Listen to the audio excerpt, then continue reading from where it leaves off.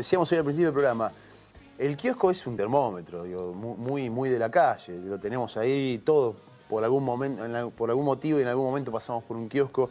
El kiosquero que generalmente maneja márgenes pequeños, que la rema todo el tiempo, generalmente hablamos de emprendimientos familiares, y bueno, y en este caso el termómetro de la economía. Preguntarte cómo está el sector es una novedad, me vas a contestar que está muy complicado, como todos lo vemos, pero la pregunta puntual es, después de las PASO, hasta el día de hoy, en este corto periodo de tiempo, ¿cuánto pasaron? 2 semanas y media. Parece una eternidad, pero son 2 semanas y media. ¿Empeoró la situación? ¿Qué es lo que vienen notando? ¿Cuál es la evaluación que hacen de estos últimos 15 días en la Argentina, como ya todos sabemos con lo que hemos vivido? Sí, así es. Después de las PASO, todo tipo de sobresalto económico a los que primero afectan es a los más chicos, que somos nosotros. Sube el dólar, las grandes cadenas tienen forma de cubrirse, muchas veces son socios de este tipo de políticas de Estado que se dedican a la timba financiera, a la bicicleta. El pequeño comerciante no tiene esa posibilidad. Sube el dólar, baja, a nosotros no nos bajan los precios. Hoy estábamos viendo, inclusive ya me están llegando denuncias, con el tema de la medida esta de quitarle el IVA.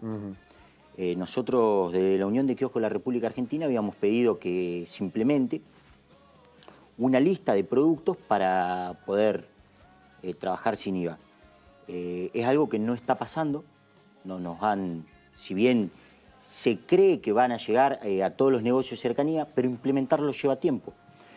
Las medidas muchas veces pueden ser buenas o malas, de acuerdo a cómo se vayan ajustando en el tiempo y teniendo en cuenta los distintos sectores. Claro. Es una medida que no tiene sentido. Es más, yo creo que una medida que beneficia en gran parte a las grandes superficies. Cosas que no se controlan, esto lleva tiempo. Están denunciando que, por ejemplo, las empresas que ya nos venden sin IVA, que muchas veces hacían una promoción, un combo de 10 más 1, ahora nos venden sin IVA, pero nos retiran las bonificaciones. Por el solo hecho de que, bueno, ahora te están vendiendo sin IVA. Entonces la mercadería te queda sin IVA, pero más cara que antes. Claro. Y... Por ejemplo, a ver, para un ejemplo, te venía y te daban, decir, bueno, te doy 15 chupetines al precio de 10. De 10. Entonces, bueno, tengo un 50% de bonificación, técnicamente esos son los números, ahora te quitaron el IVA, entonces te vendo un 21% más barato los 10, pero los otros 5 no te los regalo. Sí, decían que esta es una medida no para generar mayores márgenes de ganancia, sino para sostener el precio al público. El problema es que te sacaron el 21% las empresas, que no todas están vendiendo sin IVA, porque también es muy difícil implementarlo. En el caso de los monotributistas es muy difícil. Claro. O es imposible directamente. Entonces tenemos corrimientos de precios constantemente. Ahora viene otro aumento de cigarrillo, que hace, ¿cuánto? Muy poco tiempo el último aumento de cigarrillo. Y eso genera malestar. Genera mucho malestar y genera, sobre todo nosotros lo vivimos, porque nuestros clientes en el día a día los notás cada vez más preocupados, está irascible la gente, claro, porque va un día no le alcanza y al otro día va y le alcanza menos, y cualquier medida que toma el gobierno es para peor. Seamos realistas, claro, no mejora nada. Imagino también les pasarán muchos el... Dame tal cosa, vale tanto. Son un chorro, ¿cómo me va a cobrar esto? Y decir, no, hermano, es el precio que me ponen a mí, yo tengo un margen así chiquito, no... Digamos, no puedo manejar los precios. Porque en este país los formadores de precios por lo general son empresas transnacionales. Cuando uno va a la empresa internacional a comprar un producto, no se queja con el dueño de cuánto es el margen que tiene. Claro. Tienen márgenes mucho mayores a los nuestros, tienen otra forma de comprar, tienen otra logística y tienen el apoyo de sus estados matrices y de nuestros estados. Nosotros vemos con gran preocupación, hoy se está no solo precarizando, sino se está perdiendo cada vez más nuestras fuentes de trabajo. Hoy se está reconvirtiendo el negocio, la grande superficie se está reconvirtiendo y está entrando a los cascos urbanos de las ciudades. Eso no se está regulando. A nivel nacional nosotros ya hemos pedido, en Ciudad de Buenos Aires se presentaron varios proyectos en la legislatura. Nosotros hemos hecho una ronda de reuniones llevándole notas para que esto se pueda regular, el negocio de cercanía, porque al fracturarse las grandes estructuras que quedan como depósito y se instalan en negocio de cercanía, es imposible competir. Es imposible. Y acá nosotros tenemos un trabajo auténtico, es gente que se levanta de lunes a viernes, de lunes a lunes, trabaja, queda reinvertido todo el capital nuestro queda en la ciudad. Claro. Las autoridades han hecho caso omiso a esas advertencias. Hoy estamos viendo que se están instalando cadenas en la ciudad de Santa Fe que no generan ningún trabajo genuino porque volvemos al mismo problema. Se concentra el manejo del mercado de cercanía, del comercio de cercanía. Por ejemplo. Bueno, ahora últimamente la instalación de supermercados express en la ciudad de Santa Fe. Claro. En otros momentos, teniendo una ley provincial, ese es otro problema. Tenemos una ley provincial que prohíbe las grandes superficies y acá se han instalado sin ningún tipo de control, pero ningún tipo de control, ni de la provincia ni de la municipalidad. Y eso genera pérdidas de trabajo en nuestro sector y precarización. ¿Existe en el rubro del kiosco algún tipo de monopolización? Es decir, ¿hay grandes inversores que tienen cadenas de kioscos o que abarcan por ahí un poco más que el kiosco? Sí, sobre todo, ahora se está dando algunas en Rosario, que se presentó un proyecto de ley para regular las grandes cadenas. Muchas de estas cadenas pueden parecer que vienen con capitales locales, se arman figuras jurídicas nuevas, pero no, por lo general son cadenas que vienen con capitales extranjeros, y es esto, se da el quiebre de las grandes superficies hoy para llegar a la cercanía. Inclusive se dio ahora que una cadena muy importante de supermercados firmó un acuerdo con dos empresas también que son precarizadoras de trabajo, como es las empresas de cadetería. Ya directamente no van a necesitar ni los empleados que antes te hacían... El supermercado le abre la puerta para que vayan a hacer la compra por la gente y aparece. Sí, ahora ya directamente... Y lo único que nos dicen es hay que reconvertirse. Hay que reconvertirse. Entonces vos todos los días tratás de mejorar la atención al público, de poner el postnet, de tener mejor trato, te juntás con otros kioscos o almacenes para generar mejores condiciones en tu negocio. Y resulta que viene un gran empresario de otro lado y dice hay que reconvertirse y el Estado dice perfecto, esto es lo que viene en el mundo. Dale que va. Y dale que va, sí. ¿Cómo se están aguantando ahora? ¿Cómo se sostienen? ¿Porque bajan los márgenes de ganancia? ¿Porque van viendo si tienen un empleado, digamos, la posibilidad de despedirlo? En el kiosco básicamente trabaja mucho la familia, ¿no? El hermano, la tía, la mamá, el papá. Pero frente a una crisis de estas características que vos ya contaste todo, que les afectó el dólar, el tarifazo, la gente que consume menos, ¿cómo mantenés el boliche abierto? Bueno, básicamente, en particular, nosotros tenemos esta posibilidad de como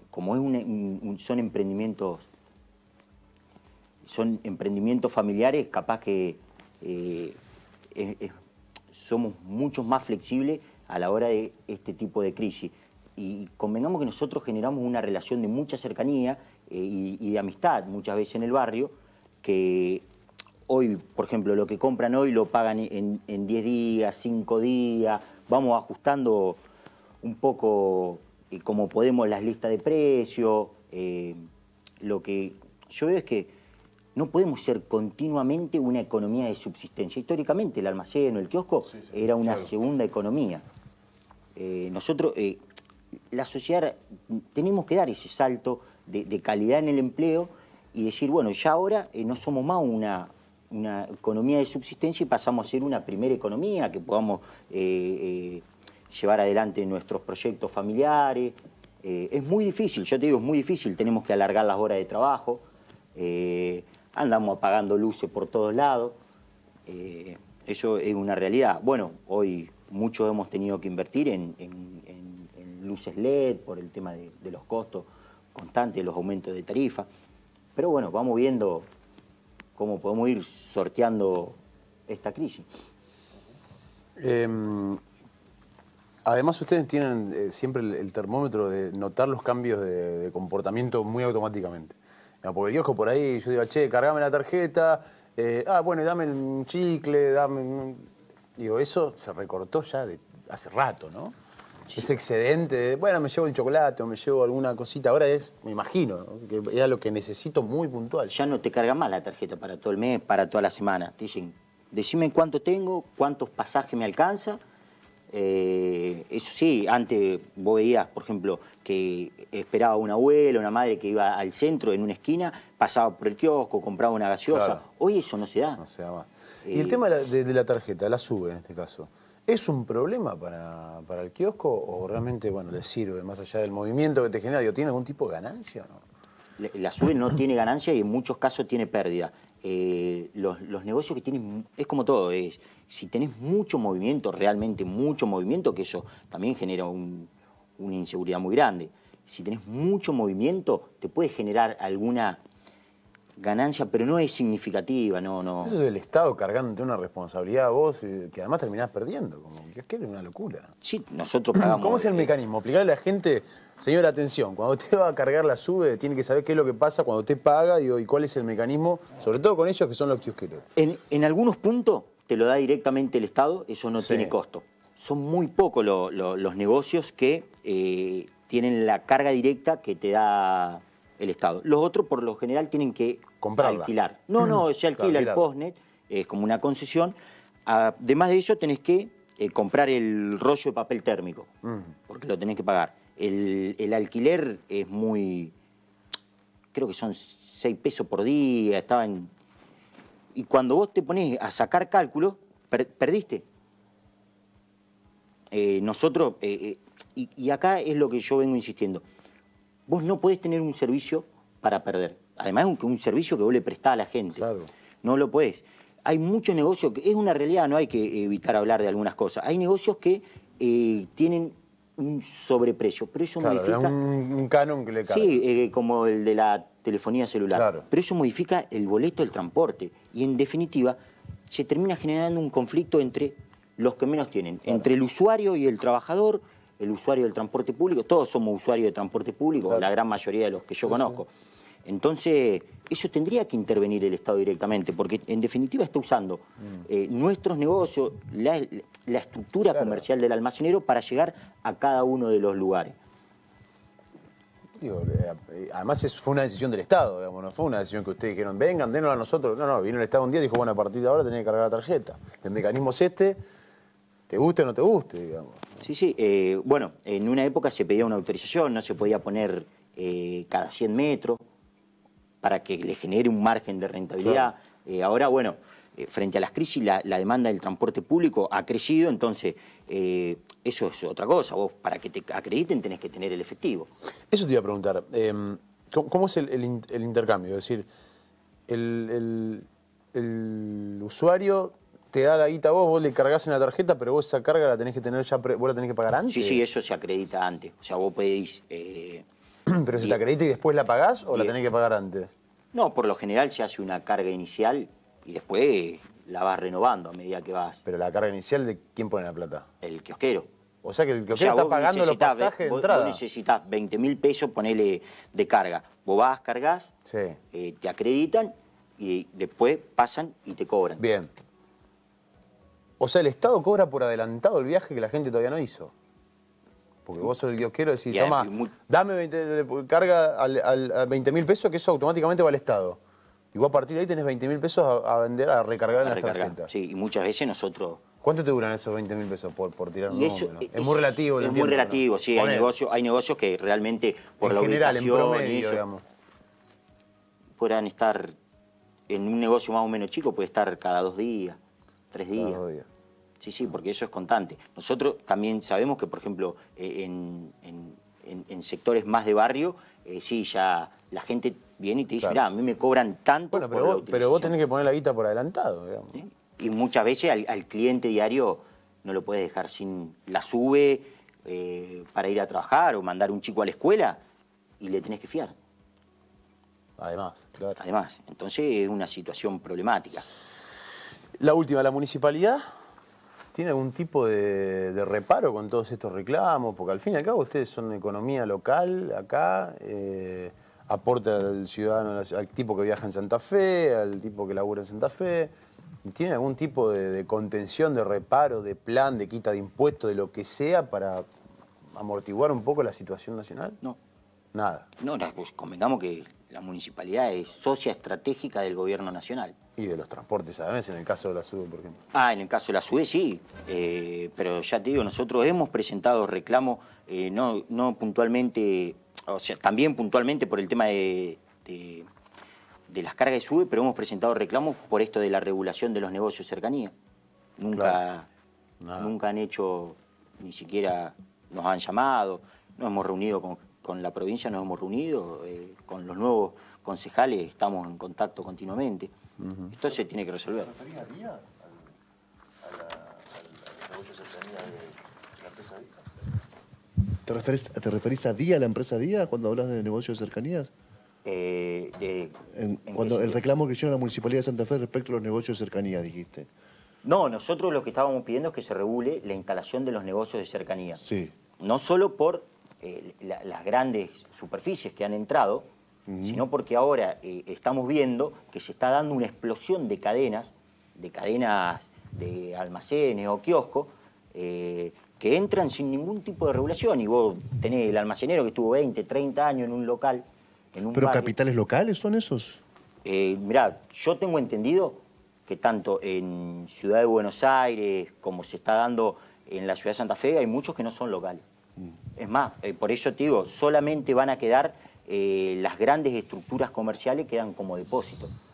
Se está dando, bueno, inclusive nosotros en un momento me han llamado gente que estaba vinculada a los supermercados para ver cómo era el funcionamiento del negocio de cercanía, cuál era la dinámica, y nosotros estamos viendo que hoy en día hay firmas que se están radicando en pequeñas superficies, lo que es Express, todas esas denominaciones. Sí, sí. ¿Cerraron muchos kioscos en Santa Fe? ¿Tiene un número? ¿28.000 a nivel nacional? A nivel nacional, sí, ahora deben estar alrededor de 32.000 que han ido cerrando. Santa Fe, nosotros la última vez que supimos deben haber cerrado alrededor, esto dentro de los microcentros, digo, alrededor de 15 o 20 negocios. Microcentro. Microcentro, sí, nosotros contamos de Boulevard hasta J. Paso. Sí, después en los barrios tenés un montón más, digamos, que por ahí se hace difícil contar y tener un... Por eso digo, es otra dinámica. Yo creo que el Estado tiene que tomar una intervención directa de esto y tratar de proteger al pequeño comercio local, al trabajador, que en definitiva no es el que puede fugar los grandes capitales y el que queda siempre desprotegido a la hora de planificar políticas de Estado estratégicas. Nosotros somos muchos, somos un empleo genuino en un momento donde el mundo está discutiendo qué es lo que pasa con el trabajo. Hoy los procesos de tecnificación se dan sobre la producción y no tanto sobre la atención al público, entonces nosotros podemos seguir creciendo o afrontando la crisis, pero con una regulación clara de parte del Estado. Gracias, Ricardo, por venir. No, gracias a usted. Esperemos que obviamente la situación mejore, pero es bueno que sobre todo los estados hagan algo. Yo no puedo creer que la municipalidad no haga nada. Es una economía local, una economía regional. Y yo creo que hace cosas en contra de los kiosqueros. Pero bueno. Así, digamos. Así, en contra. Que vengan y expliquen cómo se instalaron grandes superficies en la ciudad de Santa Fe cuando hay una ley provincial que no lo permite. Que no lo permite. Claro. Gracias por venir. No, gracias a ustedes por invitarme.